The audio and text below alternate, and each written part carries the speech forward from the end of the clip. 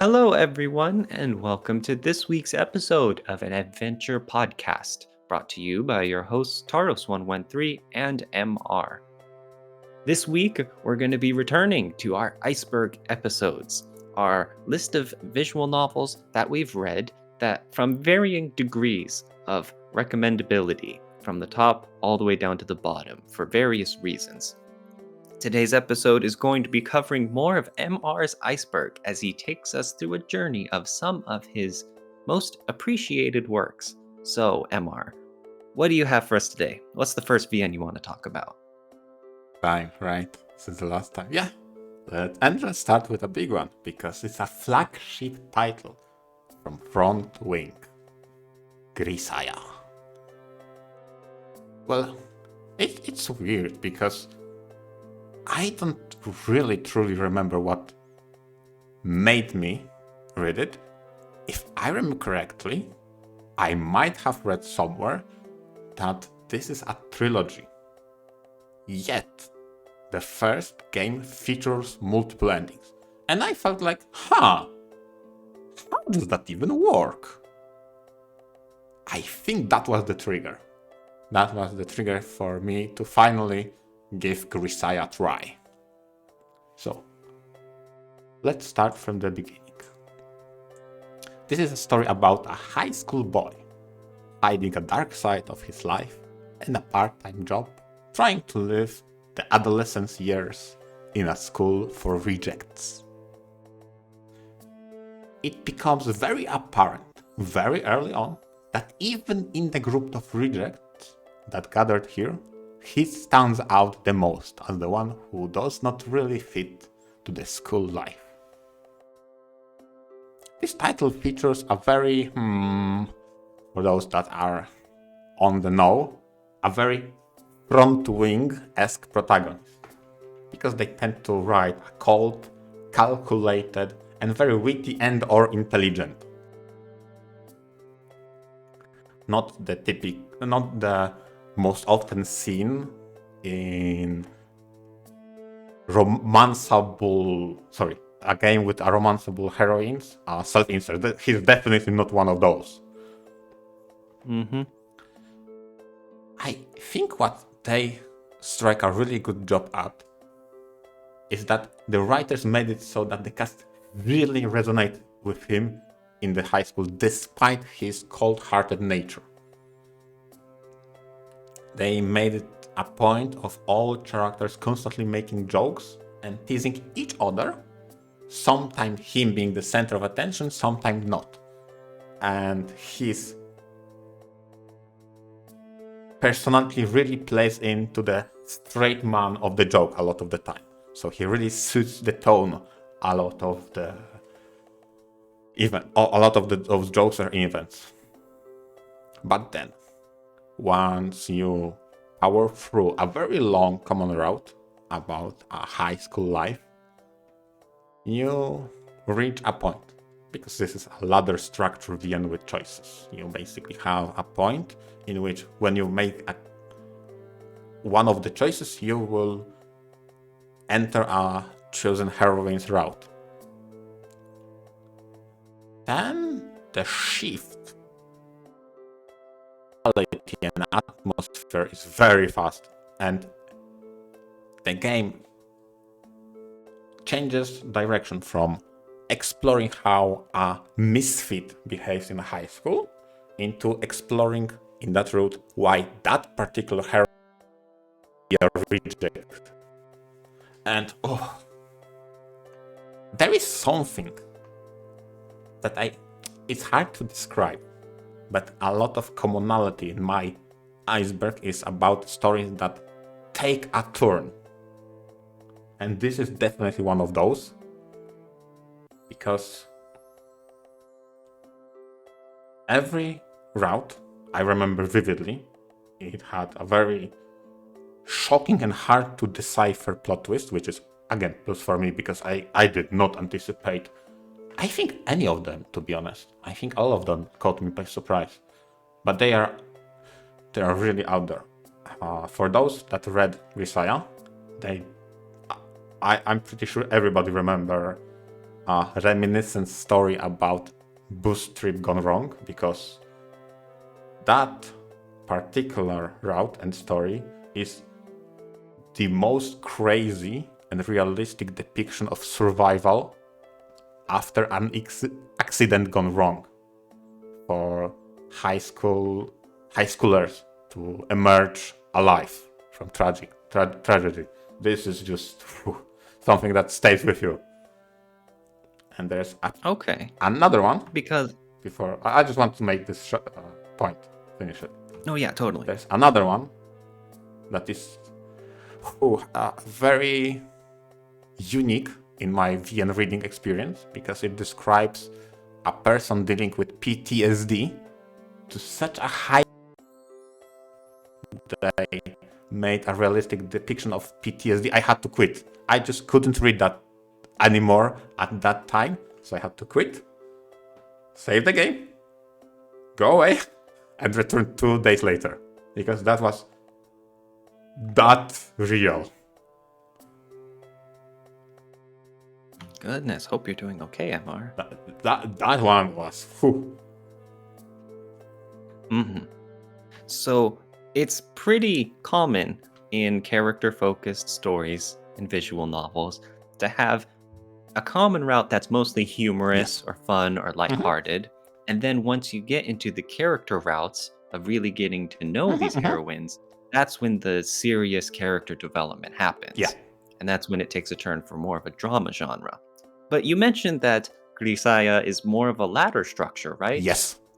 A ladder structure being there's one main plot line, and at intervals along this main plot line, you can kind of get off the railroad track and then have a dedicated route with one heroine. Exactly. Do you think that ever led to some kind of mood clashes? Because if you go down one of these ladder rungs into the serious character drama focused parts, then when that route's over, you have to go back to the common route, right? And then you go back to all the lighthearted silliness. Was that ever a contrast of moods for you? I don't think they did that typical ladder structure, because the moment you enter a heroine route, you don't really return anymore.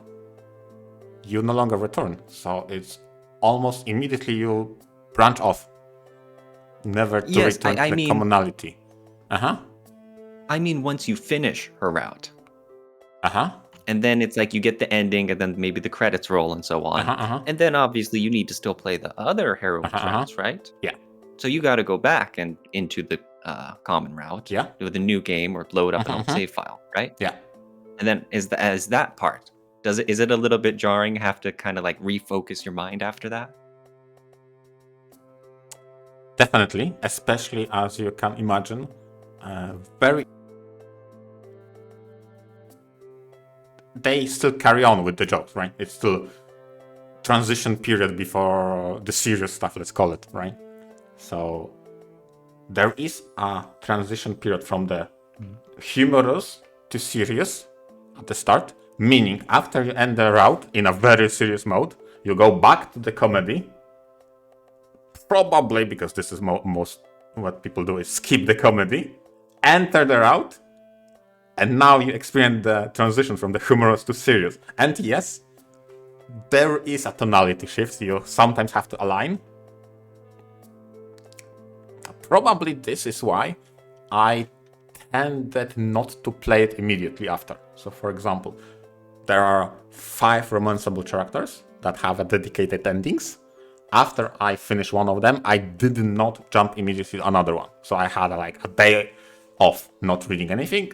Then after that day passed, I started. So maybe, just maybe, subconsciously I had a realignment in that period. But yeah, that was very apparent in this title. Okay. Yeah, I think I always love to do that too. You know, you give it a day to settle and to really let it all sink in. Exactly. It depends probably on the title, because there are other titles I've read that it wasn't necessary.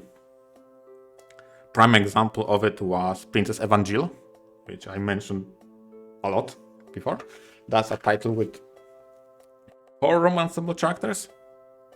They also tend to do serious and personal stuff in the character routes, and more light-hearted comedic tone in common. But how can I stretch it the most? There is not such a tonal shift, not that much. Where in this title I feel there's a bigger jump in between those. Okay.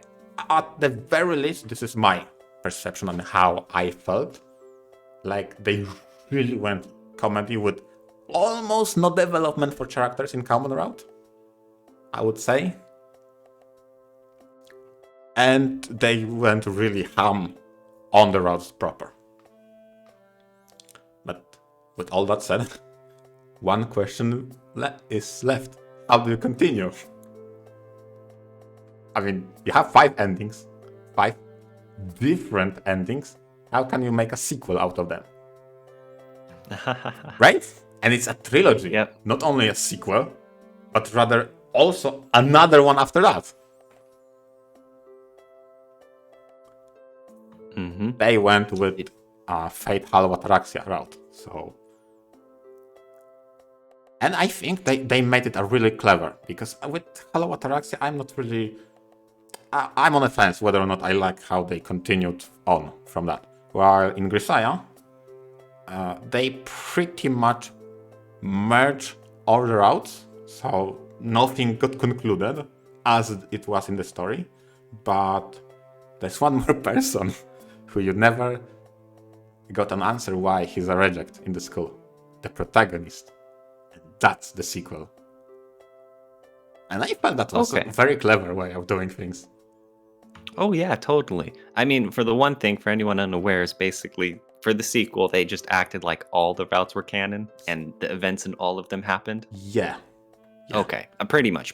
Again, and then for the sequel, and then, yeah, I also really like how they focused on a new character, especially since you said the main character is treated like his own individual person instead of a blank slate self-insert, you know? But, so I really like that approach, so that's pretty cool out of them. Yeah, that's why I am so offensive when it comes to Hollow Ataraxia, and that's the closest example I can give you, since you didn't read Grisaya.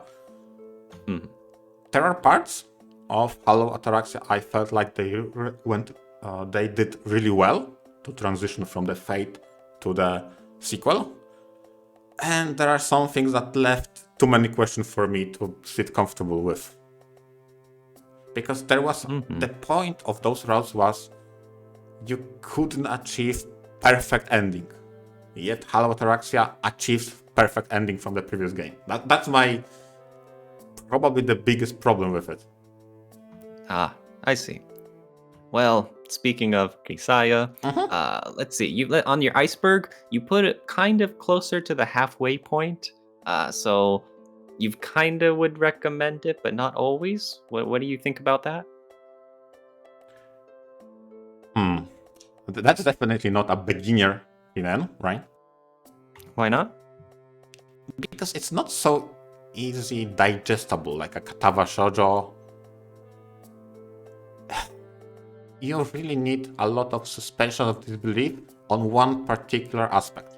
You really need to believe that there can be a very powerful drug, so a medicine that alters physical capabilities. This is one big hurdle to jump through, and it's a major story point. Let's say that it exists. Okay, so there's some story beats involved that might not be easy to swallow. Yes. But if you read but the more experienced you are as a VN reader, the more you can just kind of look your way past those sorts of funny reality stuff. Yeah, that's what I say. They really make a point. This exists, please believe it, otherwise it doesn't make sense. That's one point.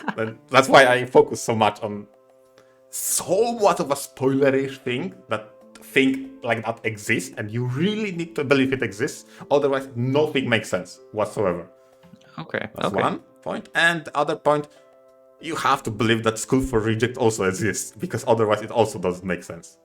you have entire school building, big faculty for 6 people.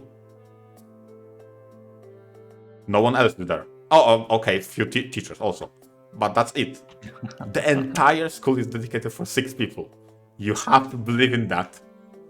So there is I some. love how all the CGs scrolling by in our background, they all have like classrooms full of chairs and desks. Yeah. Like 30 of them. Yeah, and funny enough, this is what is very genius. Because for the majority of VNs, when you have such a scene, you have to imagine the rest of the people. But no, multiple times they specify this is an empty classroom. There's only 3 people there. That's it. You see all of them. While in the rest, obviously, the artist didn't draw each and every person on each and every desk, because that would be too much work, so you are left to the imagination. But no, in this title, it actually plays into that atmosphere and that place. Yes, it's so desolate. When you hear footsteps from across the hall, you can anticipate who it is. Because oddly enough, even funnier still, there's 2 classes, because characters are divided into classes. Some are seniors and some are juniors. So you even have to imagine that out of those 6 people, they got divided into 2 classes. That's even crazier. Ooh, crazy. Yeah. It's a very unique setting, huh? Very unique. Even though it's still the high schooler premise. Yes. They drop a lot of hints of the main protagonist's hidden nature and his side job. Deciphering what he really is, what's the deal, what's the purpose of him, and why do even, given his capabilities, given how smart, how capable he is, why does he even need to go to high school? And the revelation is pretty sweet. That, and it's like, sounds like a good VN. yeah. So again, did not expect what I got. I pretty much got lured in by the choice structure and its continuation. How does that fare? But what I got is something I'll probably remember for a long time, especially those routes that dealt with psychological long-term effects on human psyche. Because those went deep. And they leave an imprint into your life. It's not an easy read, and therefore it's not an easy recommendation. I see. Speaking of psychological imprints. Yeah, that's a good transition. Yeah. What about you? What else do you want to talk about? Yeah, my second title that I propose is, and just like for the previous title, I wasn't sure what specifically made me pick up. I reasoned that it was the route structure. I think that was it. For this, I'm torn between whether or not it was my best friend that's recommended, or was it our previous guest, Pablo C., who constantly talked about it and sing his prayers. The story of Sayano Uta centers around Fuminori Sakisaka, a medical school student involved in a vehicle accident. What came out of it, because he got rescued and got to the hospital and he survived. But he suffered from agnosia, which alters his perception of the world. To him, everything around him appears slimy, grotesque, like a gore and intestines. In addition, all of his senses after the accident, like touch, hearing, smell, taste, everything is impaired. His sight is messed up, and everything culminates in his damaged mental state. He's just an unstable and pretty much a husk of a living person. due to all those traumatic events, his grip on life is very slim. He struggles with having a purpose for life. And then, just as the settings is established, he meets Saya, who the titular character, who just not only appears normal, but downright gorgeous to him. And she becomes his reason to life. And that's like, for about, I would say, 20 minutes of very intense exposition, and that's why I approach it as this, you get a very wholesome twist. That it's kind of like a story of boy meets girl, kind of love at first sight, but just because of meeting her, he regains his grip on life itself. He becomes very fanatic. It's a very warped boy meets girl, because when you say that, it implies like the wholesome, happy kind. Oh, this is not. Oh yeah, this is definitely not, because you are shown almost the entirety of the VN, the perspective of the protagonist. But on the rare instances you see other people's perspective, you see how the world really looks. The world is not full of gore. The world is not full of intestines. The world is just normal. It's just his perspective is that crazy. And reading through it, you don't really read it from the perspective of antagonist. He doesn't want bad. But the way he treats people is very monstrous, because they appear as monsters to him. Like, he understands he cannot dehumanize them, but to him they are not really human, or at least not appear to, except for Saya. So it's a very intriguing read, and it was very short. It's pretty short. I was actually surprised when this first released how this Saya no Uta got very popular. It was a widespread hit, even among people who aren't really visual novel readers. Yes. And there are several people who this was their first title, which is really interesting to me, because it really, like you said, it's very grotesque. Yeah. The visuals are like pulsing red walls of flesh, and it's very much a psychological horror. Yeah. Like, looking at your Iceberg, you've even put it down pretty low. Like, it would be a difficult recommendation to people, but even then, it's very popular and very well known. I'm surprised. To be honest, I think what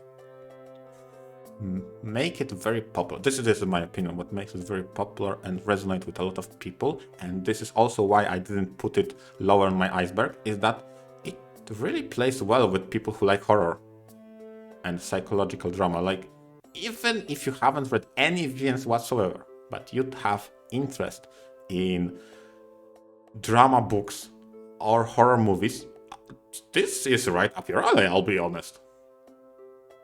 I think what also works really well is that they don't really focus on 18 plus content that is prevalent in a lot of VNs that much. It's the horror that takes center space, even if those elements exist. Okay, so you're saying that even though there is the 18 plus content, it takes a very horror approach to it. Yeah. Instead of just the typical cutaways. Yeah. Whatever. Yeah, exactly. Okay, yes. I haven't read this, and I'd like to at some point. It's on my bucket list. But yes, I've heard that about the H scenes, is that they really do sell the depravity of it all. Yeah, exactly. But Ugh.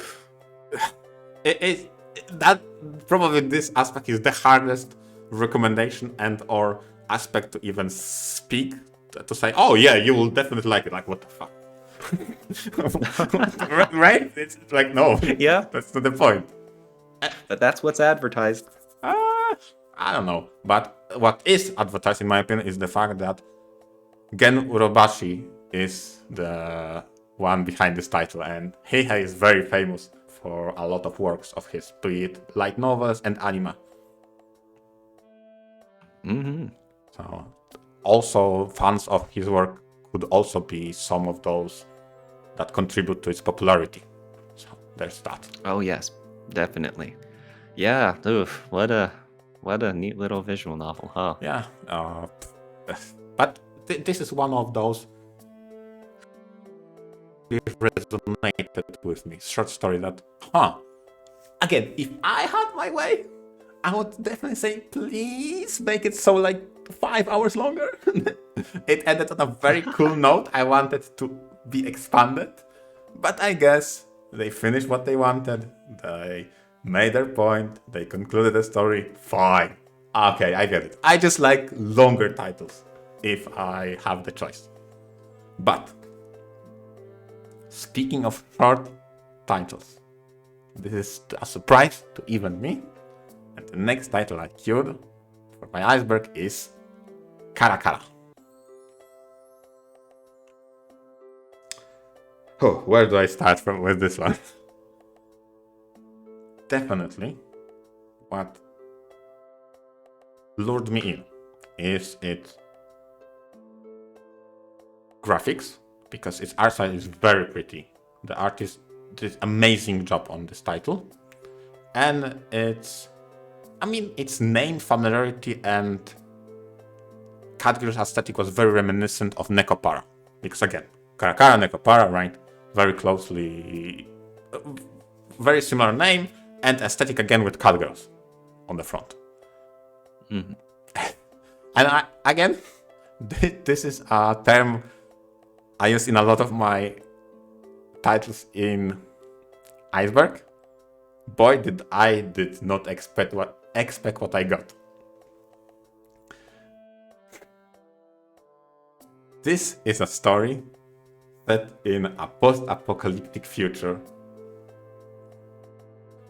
The story centers around our protagonist, which is a rare creature in this setting. He is a normal human being. And that immediately intrigued me to no end. Because what they try to set up as a setting is everybody post the apocalyptic event is a mutant of some sort with cat features. And humanity and pure humans, those are really, really rare and considered extinct. And we see, it's so weird because when I read Nekopara, obviously the cat girls were the thing. They were the odd thing out, but the idea was society accepted them and they were incorporated into the world. But in this title, it's flipped. Everything is run by mutants, essentially, but the characters, except for the protagonist, who is the normal human and looks weird to them. I did not expect that. That was so cool. And you mentioned, so these, mutants rule the world. And so what does the main character end up doing? Like, is he persecuted or does he hopefully get along with everyone? Before we go to that, the story revolves about him and his coworker running a restaurant on a desolate road. They just run a diner. And so you, as a weary traveler, you can stop there, eat some dinner, and be on your way. A lot of people who come in dining either know him for being the weird one, or don't know him and they are shocked. But don't treat him like, I don't know, animal or anything. He's just a normal person. So at the very least, there is no discrimination apparent. But at the same time, and I'm really struggling how to even bring this up. There is a very, very shady and dark underside to the entire story that spans across all their titles. And for the record, they are currently 2. Kara Kara 1 and Kara Kara 2. And that's probably the most intriguing part of the story for me. I read a lot of criticism that, let's say this title is 10 hours long, right? So it's wholesome and a very comfortable for the majority of the run, so let's say 9 hours, and then it's dark for 1 hour. And then it's back comfortable for the ending. The tonal shift of how they deal with shady stuff around being a rare creature in an otherwise unknown world is very weird and very shady. It's not apparent. It's hard to describe, especially trying to avoid any kind of spoilers and twists. But for a lot of people I talk with, that's a negative because they don't like their expectation twisted. And I like. That's why it's on my iceberg. Yeah, I would think I'd agree. I like having a surprise in store and rolling with the punches. Yeah. As long as it's good. Yeah, obviously. That's the important part. Yeah. But you said that's something that happened in Karakara? Yes. Where it's lighthearted for a lot of it and then it gets unexpectedly heavy? Yes, exactly. Ooh. It makes sense. If you really think about it, it really makes sense. But if you don't brace yourself for it, it kind of comes from nowhere. And in my opinion, this is its strength because it's never explained. And again, this is an ongoing series. I think it was meant to be a trilogy or 4 titles. I don't remember. The third installment is in the works for a long time. Currently, there's only 2 available. To me, it was very intriguing, very much so. But not everybody liked that tonal shift. I see. So. And so, let me see. You put it up pretty high on the iceberg. So even despite that tonal shift stuff, you'd still heartily recommend it? Yeah. Even if you don't really know the specific recommendees' tastes? Yeah, because again, I did recommend to a few people, and those who were disappointed could look past those shifts. So it did not affect them that much. So they still were satisfied. And that's pretty much what made me put it so high on the iceberg. It's kind of easier to recommend than the previous title. Okay, fine. Saya is the hard pill to swallow, but it's on the kind of easier side. There are less suspense of disbeliefs because the setting is pretty consistent with what you could expect from post-apocalyptic one. Mm-hmm. There are some intriguing twists when it comes to the mutants themselves, and I struggled throughout this entire segment to even mention it. Okay, I'll just briefly mention that they are not really what they seem. So again, there's a really nice twist there. I really appreciated that. So that. So it's not just all cutesy aesthetics. It is. I mean, that is. Aesthetic. I don't. Yeah, I mean, I don't mean to put it down and stuff, but I mean, there is more to the story than just the slice of life, happy cutesy stuff. Yeah. Okay. But then, do you think that's too little? No. Like you mentioned it was like 9 hours of that, and then like the last hour or so gets heavy. It's like, well, if you know that and you're expecting it, and if that's part of the draw of Karakara for you, then that's a lot of time to be waiting, right? I don't know. You asked the wrong guy. I have absolutely no problem with that. I read titles that test my patience way longer. So it probably maybe there are other people who would say differently than me. For me, it was definitely not a problem, especially since when I gave you an example of 10 hours, I only took first title into the account. And probably a faster reader can read it faster, then you have a sequel, etc., etc. There are definitely things to explore. And not to discount the art style. The art style is just amazing. It's one of the tops in my book. Because if I remember correctly, and please don't quote me on that, I do believe they drawn backgrounds by hand also, and they look amazing. Ooh, yeah, I did notice the backgrounds are pretty impressive. Yeah, so it's just overall amazing art. And with that said, I have one more title queued in, and I wonder how can I best describe it for the purpose of this episode. So, last one I wanted to bring, it's the one that you read. It's Muglov. This is a title that is very close to my heart, especially that I will start with something very blasphemous.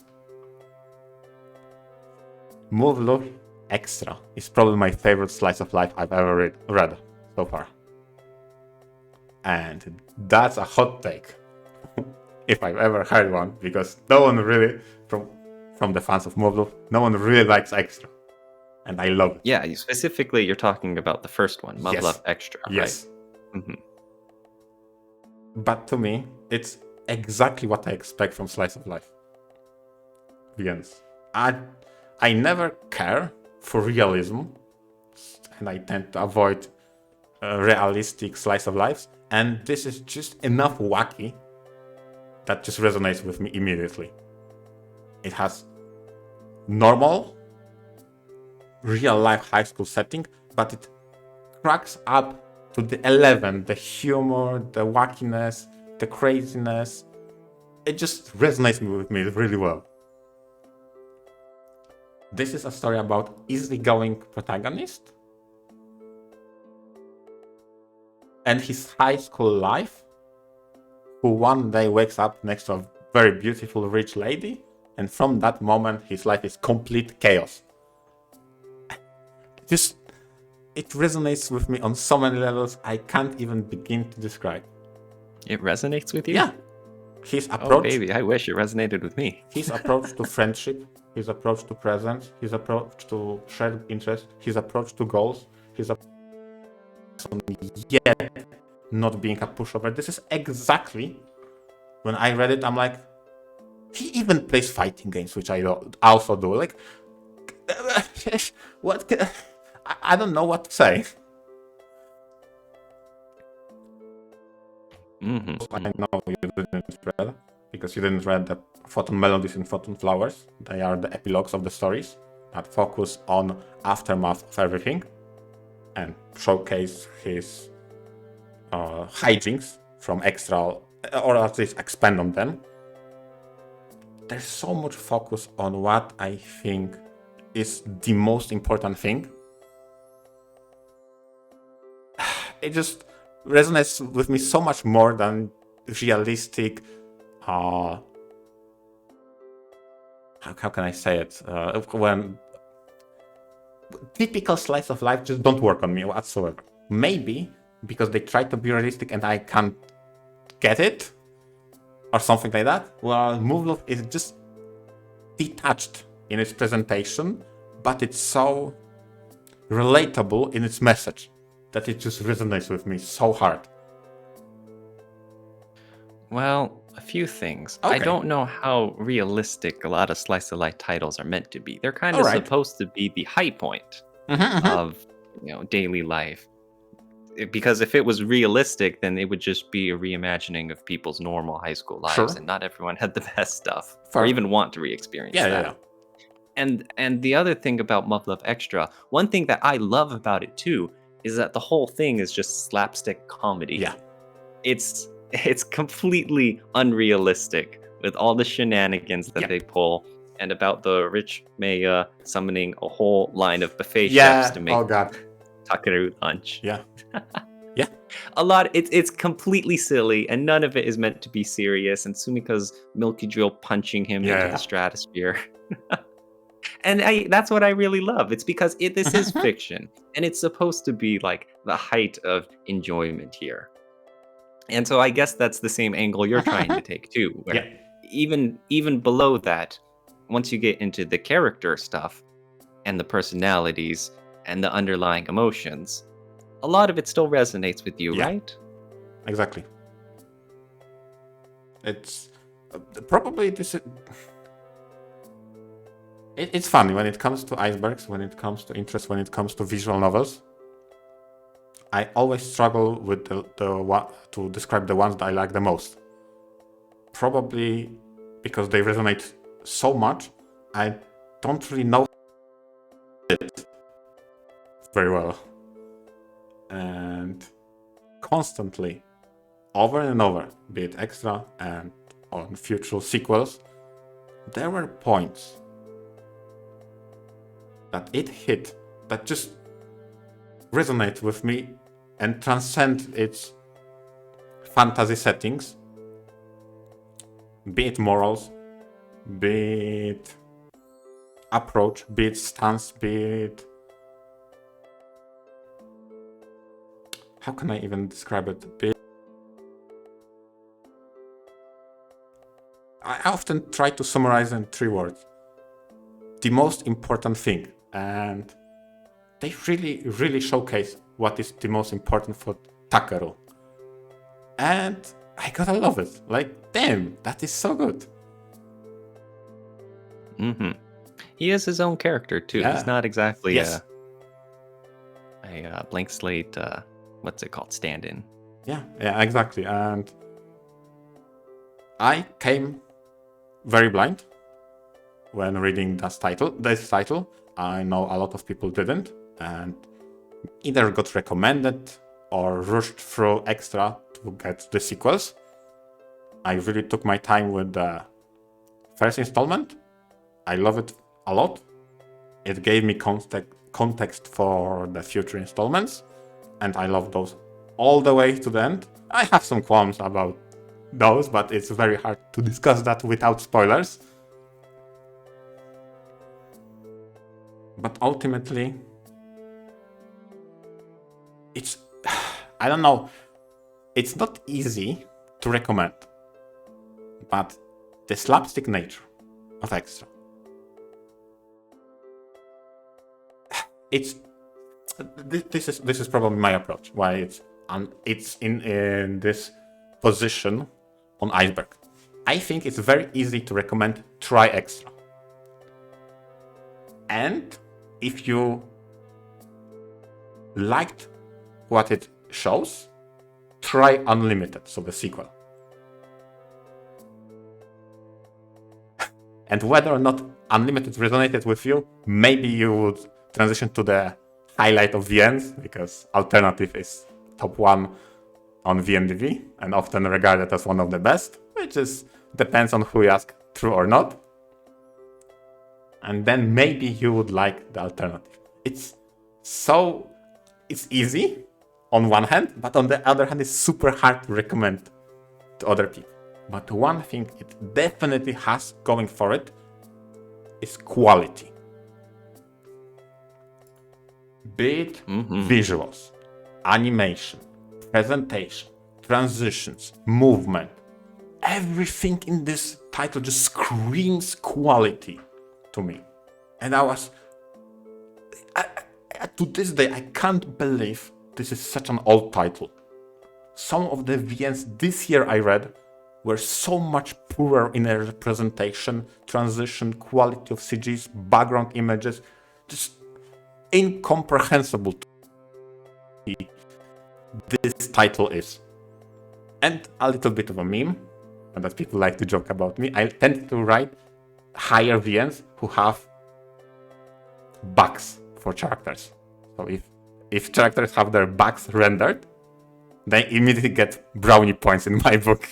And this VN has everybody on the side, on the back, turn upside down. There's so many positions people are shown in. Their faces are so expressive. And if anybody has a hoge, so the strand of hair, it's also an expressive one that matches their mood. It's just quality. Quality. And on that note, that's a very great parting note for Yeah. Muv-Luv. I agree with a lot of the quality aspects of Muv-Luv Extra. So, on that note, we'll have to wrap up today's episode. Thank you everyone for listening, and I hope you learned more about MR's taste and some of his recommendations, and maybe it convinces you to read some of those visual novels. I definitely will for some of mine, especially maybe even Risaya. But Ooh. anyways, thank you everyone for listening. Thank you. Goodbye.